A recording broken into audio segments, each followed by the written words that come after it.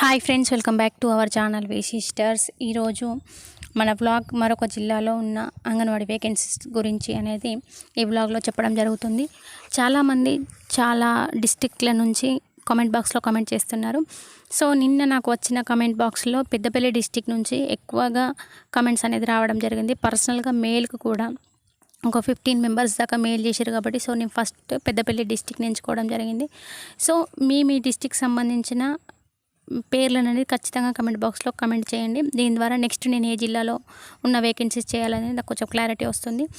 So చాలామంది ఇక్కడ ration కార్డులు లేని వాళ్ళకు అంగన్వాడీ పోస్టుకు ఎలా అప్లికేషన్ చేసుకోవాలి, ఖచ్చితంగా మనకు రెసిడెన్షియల్ సర్టిఫికేట్ కావాలి అంటే రేషన్ కార్డు అనేది ఖచ్చితంగా అడుగుతున్నారు కదా. సో ప్రస్తుతం కొంతమంది రేషన్ కార్డులు లేని వాళ్ళు ఉన్నాం. సో అలాంటి వాళ్ళకు మేము ఎలా అప్లికేషన్ చేసుకోవాలి అని అడుగుతున్నారు. సో అలాంటి వాళ్ళకు కూడా నేను ఏం జరుగుతుంది అనేది ఈ వీడియోలో ఎలా అప్లికేషన్ చేసుకోవాలి అనేది నేను క్లియర్గా చెప్పాలనుకుంటున్నాను. సో ఇక్కడ లేట్ చేయకుండా మనం బ్లాగ్లోకి వెళ్ళిపోదాం. అలాగే ఎవరికైనా యూజ్ అయింది అనుకుంటే ప్లీజ్ లైక్ మాత్రం చేయండి. లైక్ చేయడం వల్ల నాకు ఎంతో సపోర్టివ్గా ఉంటుంది.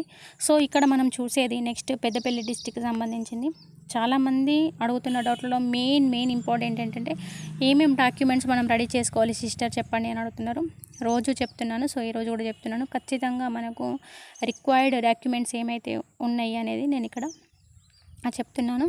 మనకి ఇది పెద్దపల్లి అంగన్వాడీ జిల్లాలో ఉన్న పోస్ట్ వేకెన్సీస్ గురించి చెప్పడం జరుగుతుంది. ఖచ్చితంగా Aadhaar card, 10th and 12th memos, income, caste,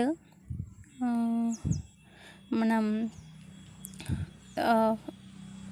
residential certificate, ఇవి ఖచ్చితంగా అంటే విడోస్కి అయితే విడో సర్టిఫికెటు, బర్త్డే సర్టిఫికెటు మరియు అంగవైకల్యం ఉన్న వాళ్ళకైతే సదరం సర్టిఫికెట్ అనేది ఖచ్చితంగా రెడీ చేసుకొని పెట్టుకోండి. ఇక్కడ మనకు ఒకవేళ విడోస్ కనుక 14 years లోపు పిల్లలు ఉన్నట్టయితే మీకు ఇంకా కొంచెం మంచి స్కోప్ ఉంటుంది తీసుకోవడానికి. సో అలాంటి వాళ్ళు ఎవరైనా ఉన్నట్లయితే ప్లీజ్ నెగ్లెక్ట్ చేయకండి. ఖచ్చితంగా డెత్ సర్టిఫికెట్స్ అనేది, పిల్లల డేట్ ఆఫ్ బర్త్ సర్టిఫికెట్ అనేది తీసి పెట్టుకోండి.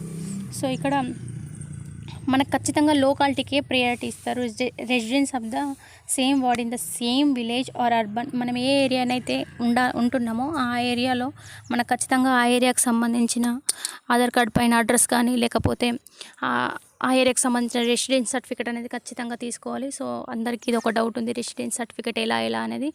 మనం దగ్గరలో ఉన్న ఎంఆర్ఓ ఆఫీస్లోకి వెళ్తే మనం ఆ లోకల్లోనే ఆ ప్రాంతంలోనే నివసిస్తున్నట్టుగా వారు మనకు రెసిడెన్స్ సర్టిఫికేట్ అనేది ఇవ్వడం జరుగుతుంది. సో ఇక్కడ పెద్దపల్లి అంగన్వాడీ రిక్రూట్మెంట్స్ అంటే అక్కడ ఉన్న వేకెన్సీస్ ఏవైతే ఉన్నాయో నేను 2024లో ఉన్న వేకెన్సీ లిస్ట్ అనేది ఇక్కడ మనకు చెప్పడం జరుగుతుంది. సో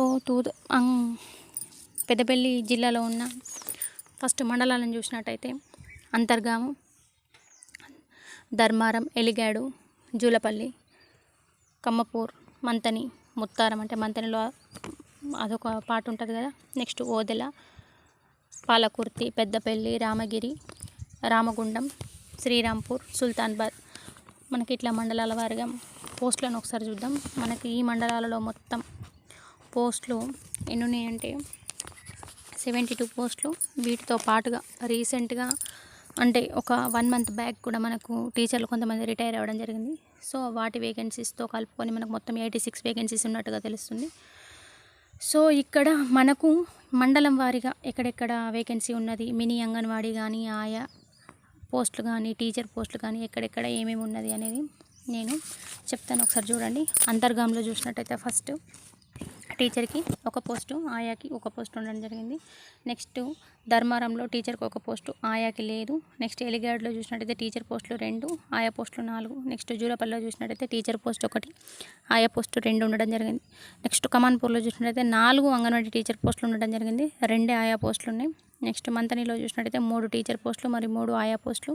ముత్తారంలో చూసినట్టయితే 1 టీచర్ పోస్ట్, 1 ఆయా పోస్టు. ఓదెలలో చూసినట్టయితే 1 టీచర్ పోస్టు, 3 ఆయా వేకెన్సీలు.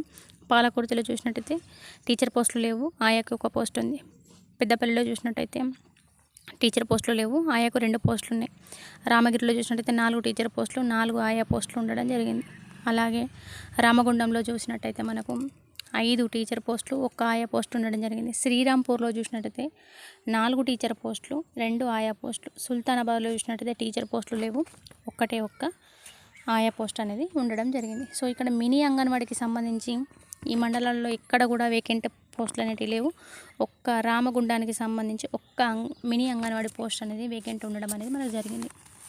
సో ఇక్కడ మెయిన్ ముఖ్యంగా ఎడ్యుకేషనల్ క్వాలిఫికేషన్ వచ్చేసి ఖచ్చితంగా 12th మెరిట్ ఉండాలి. 12thలో మెరిట్ ఉన్న వాళ్ళని తీసుకోవడం జరుగుతుంది. చాలామంది అడుగుతున్నారు అప్లికేషన్ ప్రాసెస్ ఏ విధంగా ఉంటుంది సిస్టర్ అని. అప్లికేషన్ ప్రాసెస్ నేను ఆల్రెడీ మన వీడియోలో పెట్టిన, ఎవరికైనా తెలియని వాళ్ళు ఉంటే సో రేషన్ కార్డుల గురించి ఒక పూర్తి వీడియోని అయితే ఖచ్చితంగా చేస్తాను. కానీ ఇక్కడ మనకున్న ఇన్ఫర్మేషన్ ఏంటంటే త్వరలోనే రాష్ట్ర ప్రభుత్వాలు మనకు రేషన్ కార్డుని అనేది ఇస్తున్నట్టుగా తెలుస్తుంది. అది కాకుండా మ్యారేజ్ సర్టిఫికేట్ నుంచి మనం దాన్ని తీసుకోవచ్చును. సో రేషన్ కార్డుల గురించి అయితే కంప్లీట్ వీడియో చేస్తాను.